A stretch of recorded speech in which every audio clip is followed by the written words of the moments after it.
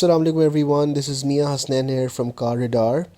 So today we'll be reviewing this 2016 model Honda Civic, which is known as the Civic X. So let's start off with the exterior. ये गाड़ी DRLs के साथ आती है, which is known as the daytime running lights. ये आप देख सकते हैं बहुत ही खूबसूरत हैं और नीचे इसके जेन्युइन फॉग लैम्प्स आते हैं और साइड पे इसके आप ये देख सकते हैं ये लाइट है. बहुत से लोगों को लगता है ये रिफ्लेक्टर है बट एक्चुअली ये सिर्फ एक लाइट है. अगर हम टायर्स की बात करें तो ये 16 इंचज़ के एलॉयज़ के साथ आती है. जनरल के टायर्स आते हैं इसके अंदर. लक्सो प्लस एक कंपनी है जो जनरल की ही है, तो उसके ये टायर्स आते हैं जो पर्सनली मैं रेकमेंड नहीं करता. इसकी जो ग्रोड ग्रिप वगैरह है वो इतनी अच्छी नहीं है, इससे अक्सर आपको आवाज़ें वगैरह आती है. Talking about the side mirrors, ये इंडिकेटर्स के साथ आता है. अगर हम इसके बूट की तरफ अब चलते हैं, ये आप इसकी टेल लाइट्स देख सकते हैं, बहुत ही खूबसूरत टेल लाइट्स है. इसका डिज़ाइन जो है वो बहुत ही प्यारा है. जो इसकी मेन वजह है जिसकी वजह से ये गाड़ी बहुत ही ज़्यादा इसने अपनी रोड प्रेजेंस बनाई है वो इसकी शेप है. This is very very beautiful इसका डिज़ाइन. और अगर आप इसकी ओवरऑल एक्सटीरियर देखें तो ये बहुत ही खूबसूरती से बनाया गया है. So now let's move towards the interior. ये आप देख सकते हैं इसका इंटीरियर भी बहुत ही खूबसूरत है जिस तरह का इसका एक्सटीरियर है. ये स्पेसिफिक मॉडल फैब्रिक में आता है. इसके अंदर बेसिकली दो वेरिएंट्स आते हैं, एक फैब्रिक होता है एंड यूजी होता है. अगर दोनों के डिफरेंस की बात की जाए तो ये जो यूजी वाला वेरिएंट होता है it comes with leather interior and genuine navigation. तो इन दोनों की प्राइसेस में ऑलमोस्ट 1.5 से 2 लाख रुपए का फ़र्क होता है. इसलिए वी बॉट दिस फैब्रिक वाला वर्जन और उसके बाद हमने इसमें आफ्टर मार्केट नेविगेशन लगवा दी थी और इसकी पोशिश वो इजीली ट्रांसफॉर्म हो जाती है लेदर इंटीरियर में टोटल में. बाकी ओवरऑल अगर आप इसका इंटीरियर देखें, इसके स्टीयरिंग पे ये क्रूज़ कंट्रोल के बटन्स हैं, वॉल्यूम वगैरह है जो कि कनेक्टेड है इसकी नेविगेशन से. बाकी overall the interior is pretty nice. जो लोगों को मेन थोड़ा बहुत इससे फॉर मसला आया है वो इसकी सीटिंग से आया है कि जो एजड लोग होते हैं वो उनने अक्सर ये फ़ील किया है कि अगर आप लंबे सफ़र पे जाएं इस पर्टिकुलर सिविक के अंदर तो आपको थकन फ़ील होती है एज़ कम्पेयर टू करोला वगैरह. अगर आप इसको कंपेयर करें तो इसकी सीट्स जो है वो काफ़ी लो हैं. तो बेसिकली अगर हम टीनेजर्स या अगर हम लड़कों की हिसाब से देखा जाए तो फिर ये बहुत ही एक स्पोर्टी मॉडल है. बट अगर एजड लोगों के हिसाब से देखा जाए तो ये कंसिडर की जाती है कि थोड़ा सा मतलब ये शहर की ही गाड़ी है. अगर इसको आप लंबे सफ़र पे जाएं तो अक्सर लोगों को थकन फ़ील होती है. So talking about the interior, अगर आप इसका डैशबोर्ड देखें, दिस इज़ प्रिटी स्पेशियस. इसके लेफ़्ट पे भी आपको यहाँ पे कंपार्टमेंट मिलता है, गियर के आगे भी आपको कंपार्टमेंट मिलता है एंड ऑब्वियसली राइट साइड पे भी मिलता है. तो इसका इंटीरियर काफ़ी अच्छा है. यहाँ पे अगर हम इसका सेंट्रल कंसोल देखें तो ये बहुत ही स्पेशियस है, काफ़ी एक बड़ी सी आपको जगह मिलती है. यहाँ पे आप कुछ भी आराम से प्लेस कर सकते हैं. तो पीछे चलते हैं हम. यहाँ पे अगर आप इसकी लेग स्पेस देखें तो लेग स्पेस काफ़ी अच्छी है, बट हाइट में थोड़ा सा इशू आता है. अगर 6 फीट से ऊपर कोई बंदा बैठता है तो वो अक्सर इस गाड़ी में थोड़ा तंग फील करता है. बट एवरेज साइज़ बंदे के लिए गाड़ी ठीक है क्योंकि थोड़ी बहुत कॉम्पैक्ट बनाई हुई है. So now let's move towards the meter. आप देख सकते हैं इसका मीटर बहुत ही खूबसूरत है. ये फर्स्टली रीबॉर्न में लॉन्च किया गया था, एक डिजिटल मीटर जहाँ पे आपको बड़ा सा आरपीएम नज़र आता है. बाकी आपका स्पीडोमीटर जो है वो डिजिटल होता है. बाकी आप देख सकते हैं इसके अंदर टेम्परेचर, इसकी एवरेज और ट्रिप, ये सब कुछ आपको डिजिटली इसके अंदर शो किया जा रहा है. Moving towards the infotainment system, it comes with 3 cameras, front camera, back camera और गाड़ी के अंदर वाला कैमरा. बाकी ओवरऑल इसकी जो ऑपरेशन है वो बहुत ही इजी है. इसकी ब्लूटूथ की कनेक्टिविटी, इसके अंदर आप मैप्स भी कर सकते हैं. अभी ओवरऑल बाकी इसका सब कुछ ही बहुत अच्छा है.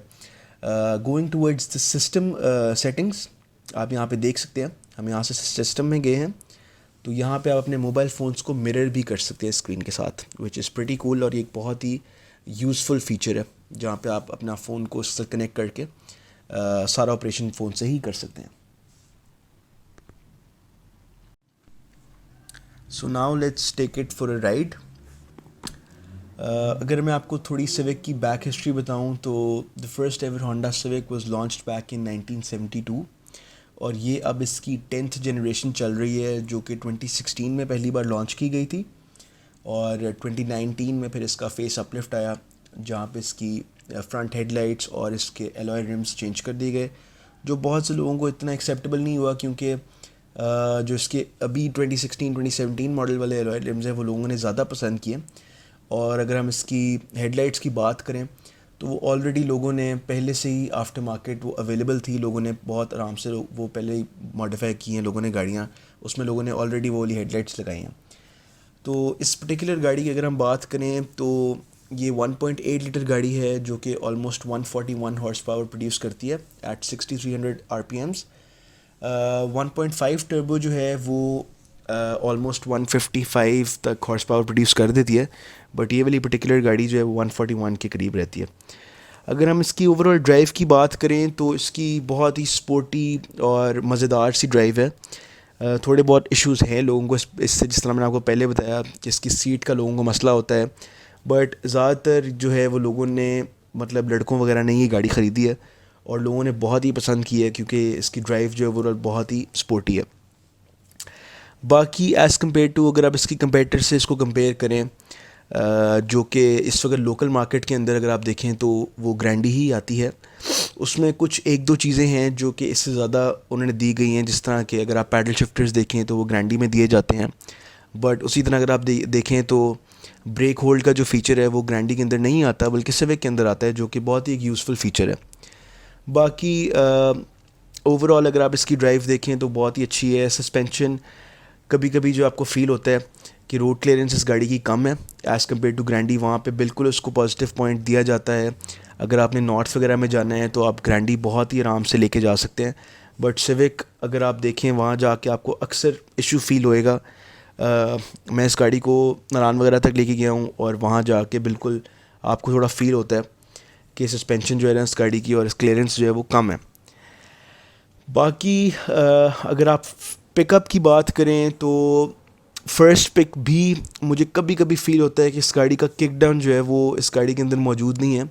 इवन अगर आप रीबर्थ का देखते तो जब भी मैं रीबर्थ ड्राइव करता हूँ मुझे हमेशा फ़ील हुआ है कि रीबर्थ की भी जो फर्स्ट पिक है और जो किक डाउन है वो रीबर्थ के अंदर आपको मिलता है, बट इस वाली सिविक के अंदर क्योंकि इसका जो बॉडी वेट है वो काफ़ी ज़्यादा कर दिया गया था, ये ओवरऑल एक भारी गाड़ी है जिसकी वजह से इसमें वो थोड़ा बहुत कभी कभी आपको फ़ील होता है कि यार इस गाड़ी का किक डाउन नहीं है। बाकी ओवरऑल एट हायर स्पीड्स ये गाड़ी बहुत ही अच्छा परफॉर्म करती है। इवन अगर आप इसको प्रियस से कंपेयर करें तो बिल्कुल whenever I drive my Prius तो मुझे ये फ़ील होता है कि Prius is a faster car than this. अब बहुत से लोगों को इस बात से मसला होगा, बट हम एक डिटेल्ड इनका कंपैरिजन भी करेंगे। तो फर्स्ट पे की अगर आप बात करें तो ग्रैंडी एंड प्रियस दोनों गाड़ियाँ इससे तेज़ हैं, but obviously Prius being a Japanese car वो 180 पे लॉक हो जाती है and this car goes up till 210 और 215 एज़ वेल। वो डिपेंड करता है कि आपकी गाड़ी कैसी है। बाकी ओवरऑल अगर हम शहर पे देखें तो इसकी drive this is pretty smooth और मज़ेदार ड्राइव है। ओवरऑल बहुत साउंडलेस गाड़ी है, कोई किसी किस्म का आपको मतलब मसला नहीं फ़ील होता है गाड़ी चलाते हुए। तो अब हम लोग इसकी मेंटेनेंस वगैरह की बात कर लेते हैं। मेंटेनेंस अगर आप देखें तो इतनी हाई कॉस्ट नहीं है। मैं इसमें 10W40 इंजन ऑयल यूज़ करता हूँ जो कि ऑलमोस्ट मोर और लेस ₹1 पर किलोमीटर ही कॉस्ट करता है। ऑलमोस्ट 4,500 का वो ऑयल है और वो मोर और लेस 5,000 किलोमीटर चलता है। तो मेंटेनेंस तो इसकी उतनी ही है जितनी करोला की है या और गाड़ियों की है, बट अगर आप इसकी पार्ट्स वगैरह पे देखें तो अभी रिसेंटली मेरे साथ ये एक्सपीरियंस हुआ था कि इसकी जो फ्रंट की हेडलाइट थी वो क्रैक कर गई थी। तो जब मैं होंडा के पास गया तो उन्होंने बताया कि इसकी हेडलाइट जो है वो 35,000 की कॉस्ट करेगी आपको, और उसकी भी वजह ये है कि हमने ख़ुद भी पार्ट्स बाहर से मंगवाने होते हैं। तो ये एक बहुत बड़ा इशू है कि हमारी लोकल असेंबल्ड गाड़ियाँ भी हैं, उनके भी जो पार्ट्स हैं वो at the end of the day बाहर से इंपोर्ट हो रहे होते हैं, जिनकी वजह से ये गाड़ियों की प्राइसेस जो हैं वो हर वक्त छूटा भी करती रहती हैं। जैसे यहाँ से डॉलर बढ़ा इन लोगों ने गाड़ियों की प्राइसेस महंगी कर दी, क्योंकि इनका मसला ये है कि ये लोग सारा कुछ यहाँ पे प्रोड्यूस ही नहीं करते, वो आधी चीज़ें बाहर से मंगवाते हैं। तो अब यही मसला है कि इस गाड़ी की जो प्राइस है अगर आप देखें तो वो अब ऑलमोस्ट 4 मिलियन को टच कर गई है, और सिविक टर्बो जो है 1.5 वो ऑलमोस्ट 4.7 मिलियन को टच कर गई है। तो ये इन गाड़ियों की बिल्कुल भी वर्थ नहीं है। पहले अगर आप देखें तो उस पहले थोड़ी बहुत समझ आती थी ये गाड़ियाँ। 2 साल पहले मैंने बाय की थी गाड़ी, ऑलमोस्ट 26-27 लाख रुपए की गाड़ी। अब यही सेम गाड़ी जो है वो 31 लाख 32 लाख रुपए की जाके बिक रही है। तो अब इस प्राइस ब्रैकेट के अंदर जब आप जाके देखें कि यार मैंने अगर 0 मीटर गाड़ी सिविक या ग्रैंडी ख़रीदनी है एक 40 लाख रुपए के बजट के अंदर, तो वो बिल्कुल एक ज़्यादती है और बिल्कुल भी इन गाड़ियों की ये वर्थ नहीं है। और at the end of the day हमें अपनी गलती माननी पड़ेगी कि ये हमारी वजह से ही हो रहा है कि हम जैसे लोग हैं जो गाड़ियाँ ख़रीदते जा रहे हैं और हम लोग बिला वजह ये लोकल मार्केट की ये इन बकवास गाड़ियों को प्रमोट कर रहे हैं और वो लोग अपनी प्राइसेस बढ़ाते जा रहे हैं। मसला ये है कि अगर तो इन गाड़ियों की प्राइस ठीक हो तो फिर तो ये गाड़ियाँ ठीक है ना। अब बात ये है कि जब फर्स्टली लॉन्च की गई थी 2016 के अंदर तो इसके इतने नोन फॉल्ट्स आए थे। इस गाड़ी की बैटरी ख़राब हो जाती थी। 1.5 टर्बो जो थी वो ख़ुद सिविक होंडा वालों ने वापस बुला ली क्योंकि उसके अंदर नॉकिंग का प्रॉब्लम था। फिर उसको रीलॉन्च किया गया।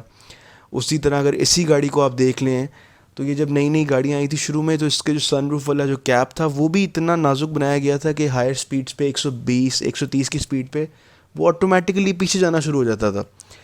फिर उसके बाद ये बहुत से लोगों ने इसको एड्रेस भी किया था कि ट्रंक जब खोलते थे तो उसके अंदर लिटरली पुटीन के निशान नज़र आते होते थे।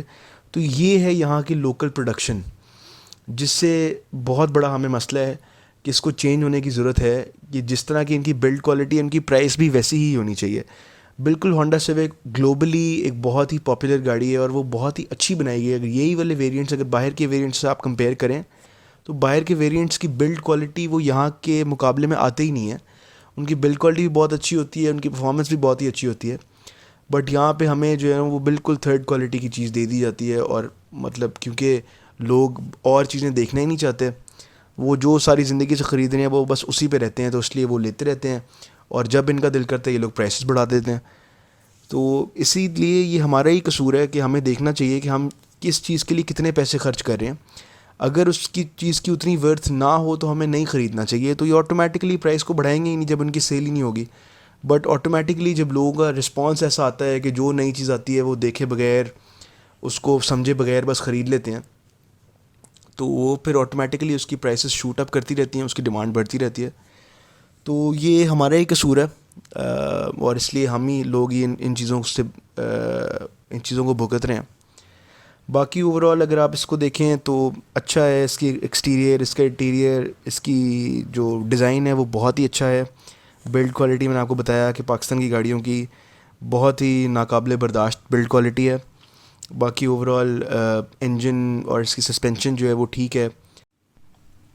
सो लेट अस नो अगर हमने इसमें कुछ भी मिस किया और let us know in the comment section. अगर आप हमारी बातों से सहमत नहीं हैं तो आप हमें ज़रूर बताएं और अपनी कीमती राय से हमें ज़रूर आगाह करें। And if you haven't subscribed at the moment, do subscribe our channel and press the bell icon so that we can keep you updated. Thank you so much. Allah Hafiz.